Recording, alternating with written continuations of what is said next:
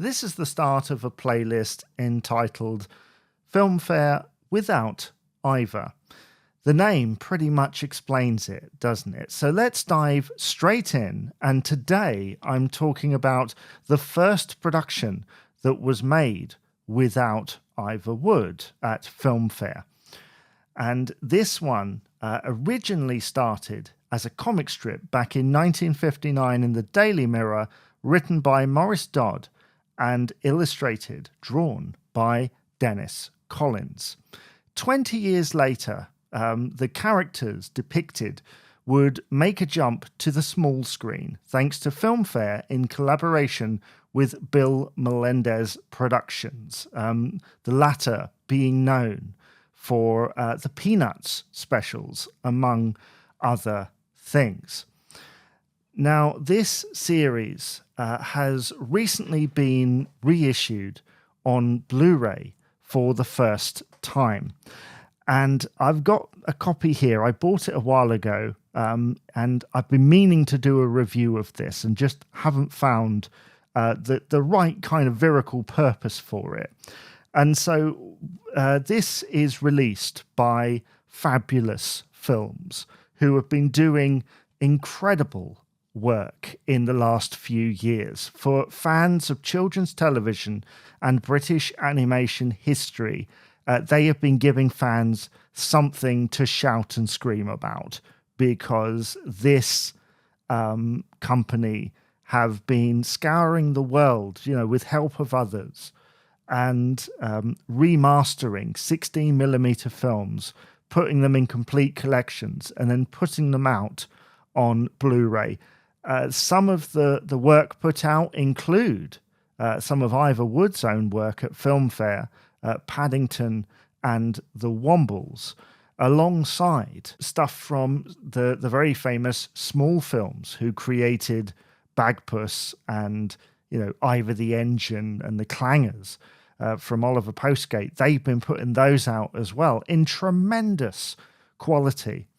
And so when I saw that this had FilmFair written on it, I had to grab myself a copy of The Perishers. I'd never seen it before, completely new to me.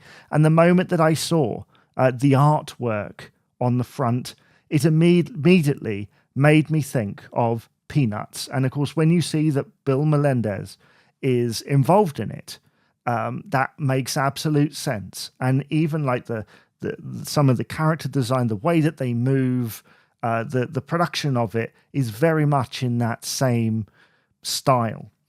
But this is very much British in its kind of attitude. And it's essentially about a group of children who hang out together and have like little adventures, or, bargain with each other, and just very much kid stuff. And then there is a dog called Boot, who is a talking dog voiced by Leonard Rossiter, who gives it his best sort of dry British kind of style and sensibility.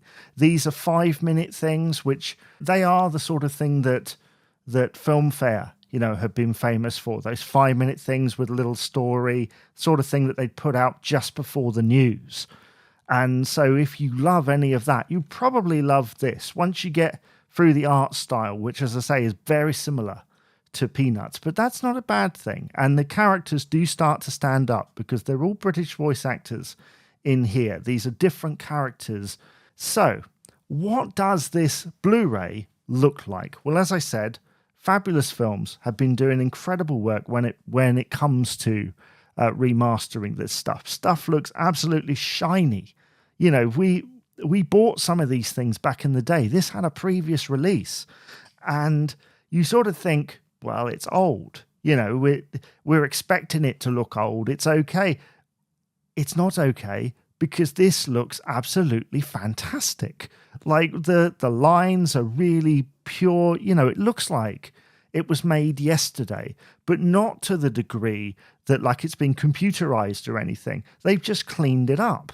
The whites are white. The lines are proper, they're clear and they're visible.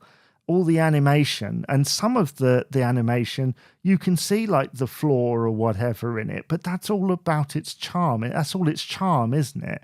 From the voice acting to the art style and some of the sort of kinks in the animation. But yeah, it looks incredible. You know, I never knew it could look that good with this stuff, and it makes me think, what else can they do?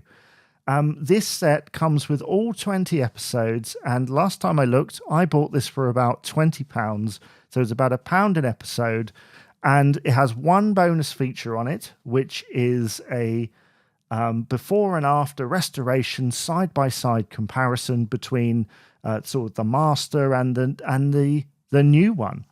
And the difference, as usual with this stuff, is night and day.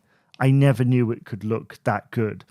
Now, the only negative I can see with this is the slightly odd Blu-ray menu where they've tried to make it interesting, because you've got the balloons, but they're in a different art style to the character on the front here. And it's just a straightforward menu. The other is the bonus features. Now, with the first thing, at least they tried to do something with the menu. It's not just a straight image like a lot of them, but I still think it could be a little bit more interesting, perhaps. With the bonus features, the thing to point out is this is an old series from 1979, very short-lived, although repeated for years afterwards, and they obviously just don't have anything. But I would have loved to have seen maybe a documentary on Bill Melendez Productions, the style or something, maybe something from the archive, perhaps a FilmFair retrospective of some kind, if they could find one, or just something on the comic strip, even if they made it themselves. But I appreciate that costs money, and it's not one of the big branded items like Paddington and the Wombles. You know, The Perishers is a surprise release because it has a brand attached to it, but it's not one that perhaps means 100% relatability in 2025. So the fact that this release exists at all is incredible. I highly recommend this series. It's become a favorite in this house, and we love watching it. It's kids doing kid stuff. As a parent, some of it I'm like, we'd perhaps do that differently now, or there would be something to do, it would be a different approach to it. Or sometimes it's just like, yeah, that really is like the kids' perspective. And that makes it pretty cool, I think.